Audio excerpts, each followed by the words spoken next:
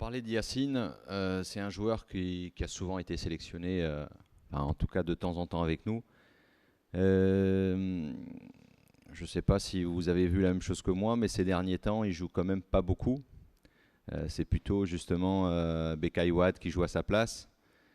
Et c'est vrai que je me suis posé la question, soit Becaye, soit Yacine pour la sélection pour remplacer Ismaël.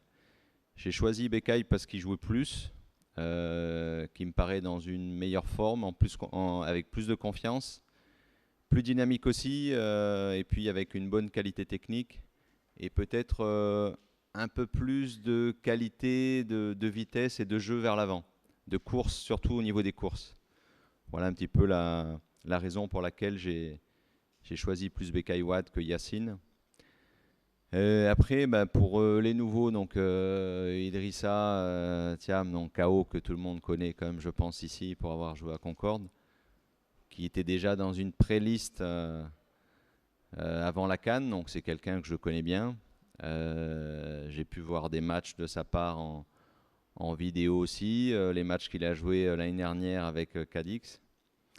Donc c'est un joueur que je trouve qui a de la qualité aussi. C'est un jeune joueur, donc comme il y a beaucoup d'absents, bah, c'était la possibilité aussi de le prendre cette fois-ci.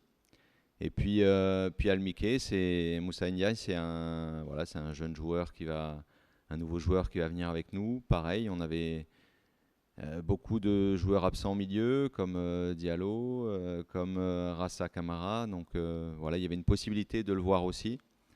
Comme je sais qu'il joue dans son club titulaire, même si voilà, je vais rebondir là-dessus aussi.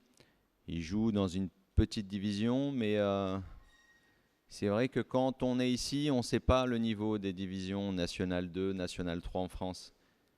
Et pour beaucoup d'équipes, elles seraient bien placées ici en première division. Donc c'est à moi de faire les choix en fonction des qualités que je vois, du niveau que je vois, comme j'ai pu le faire aussi au tout début, où j'ai sélectionné des joueurs ici, dans le championnat mauritanien, au détriment de joueurs qui jouaient dans le championnat en France et qui étaient pourtant sélectionnés auparavant. Mais moi, peu importe le niveau, c'est la qualité du joueur d'abord que je vois. Et après, bien sûr, faut que j'estime si est-ce il aura et pourra apporter un plus à l'équipe face à des matchs internationaux. Ça, c'est important.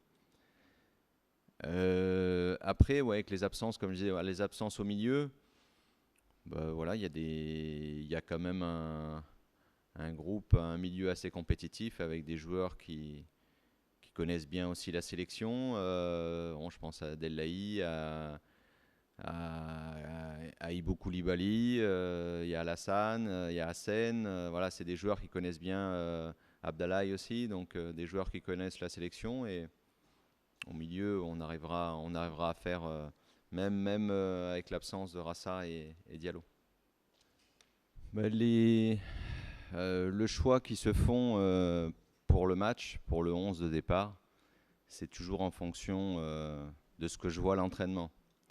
Et pour moi, c'est les meilleurs que je vois à l'entraînement dans la semaine qui jouent le match le week-end. Donc voilà, c'est aussi simple que ça. Oui, j'ai pu appeler des joueurs qui jouaient dans des divisions inférieures en France. Mais si je ne les ai pas fait jouer, c'est que j'estimais que pour eux, c'était encore trop juste pour pouvoir rentrer dans des matchs aussi importants que des matchs internationaux. C'est toujours difficile de répondre à une question comme ça, mais moi je trouve que en tout cas ces derniers temps, le championnat il est plus homogène. Il y a des équipes qui sont capables de créer des surprises face à des mieux classés. Euh, il y a un peu plus de qualité technique, je trouve, qu'auparavant. Mais il y a peut-être moins, allez, peut-être une ou deux équipes de moins qu'avant, capables d'être dans les trois premiers. C'est vrai qu'avant, on pouvait détacher plusieurs équipes, 6-7 équipes capables peut-être de gagner le titre. Et aujourd'hui, peut-être qu'il y en a une ou deux en moins, quoi. Bon, c'est vrai que ça fait longtemps qu'on ne s'est pas vu parce que ça fait pratiquement une année qu'on ne s'est pas vu avec les joueurs. Depuis le mois de novembre, on n'a pas fait des matchs parce qu'on n'a pas pu. Mais les joueurs se sont entraînés avec leur club, ont repris des championnats aussi. Donc sur l'état physique, je ne me pose pas de questions. Je pense qu'ils vont arriver en forme. Euh, je me pose pas trop de questions non plus parce que on parlait tout à l'heure, ça fait quand même 6 ans que j'entraîne la sélection, donc on a l'habitude de travailler ensemble pour la plupart.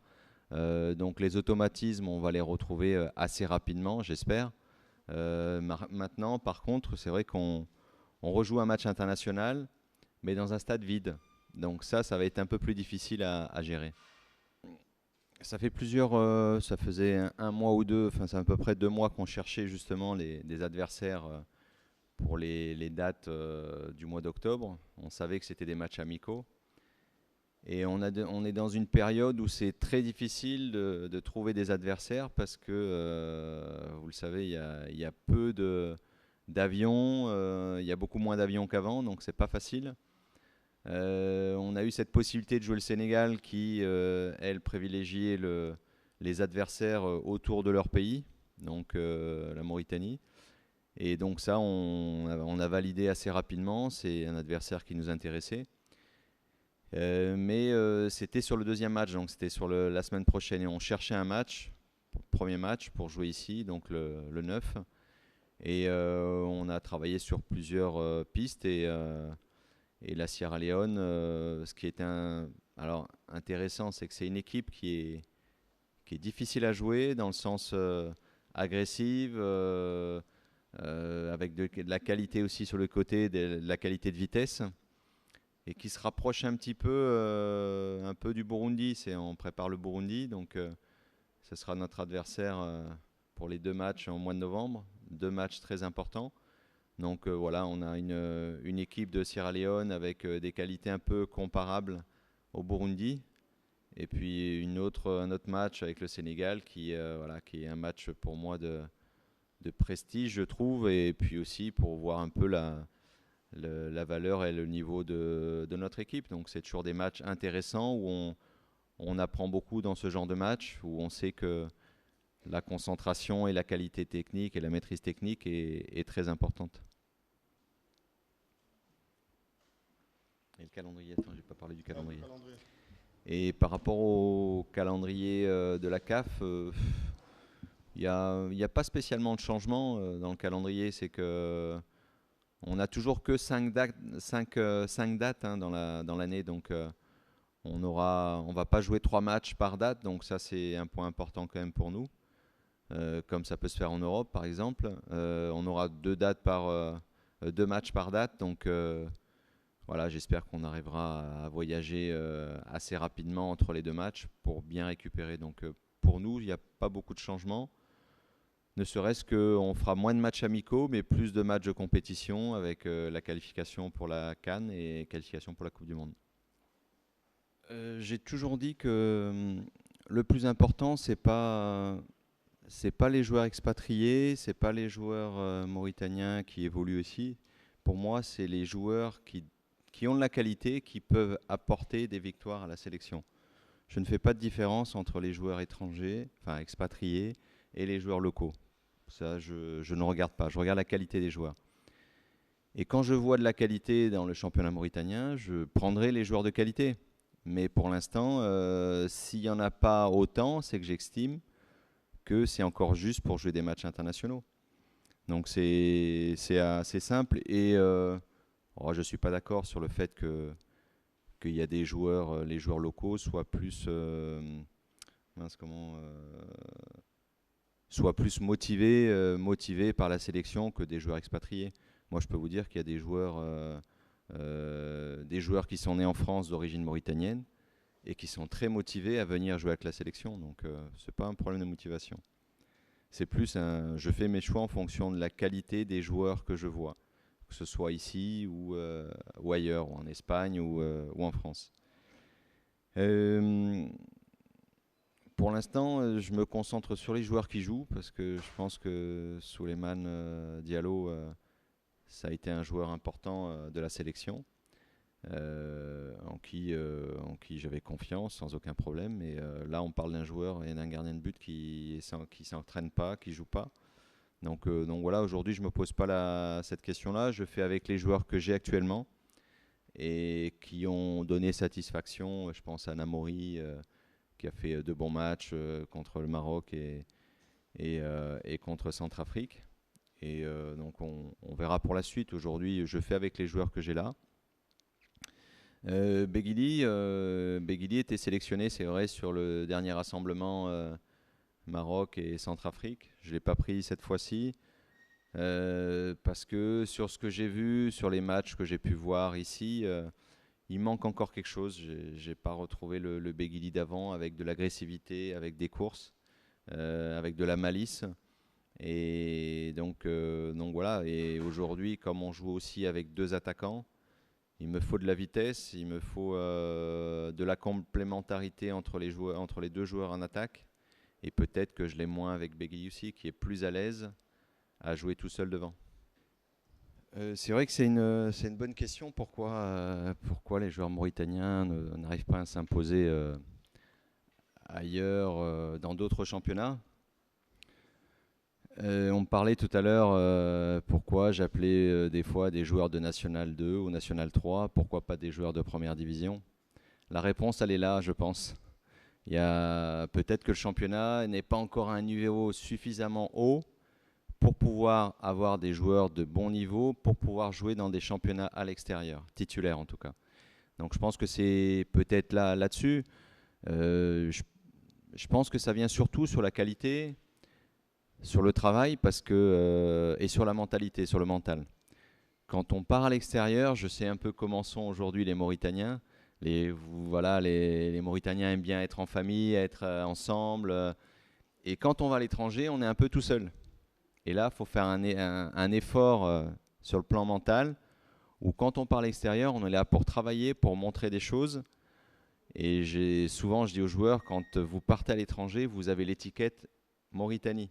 Donc, il faut essayer de bien représenter la Mauritanie. Donc, tout ça, c'est à travers un comportement, un travail et une mentalité.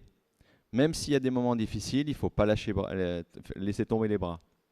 Il faut s'accrocher, il faut travailler tous les jours. Peut-être que ça, c'est en rapport, je pense, avec la mentalité, peut-être un peu la qualité, mais surtout la mentalité de travail. Peut-être qu'il manque aujourd'hui pour pouvoir passer un cap. Je parle des joueurs qui sortent d'ici, du championnat local, pour aller à l'extérieur. Après, sur les problèmes que se pose... c'était quoi là? Ah, non, c'était pas ça. Ouais. Alors moi, le principal critère quand je choisis un joueur, c'est sa qualité. Si j'estime, c'est son intelligence de jeu sur le terrain. Je ne pense pas à la barrière de la langue avec certains joueurs. Je ne pense pas à des joueurs qui jouent ici au pays et qui aient du mal à me comprendre. Parce que j'ai Mustapha Sall qui traduit, donc ça, c'est pas le problème. Encore une fois, je choisis les joueurs par leur qualité.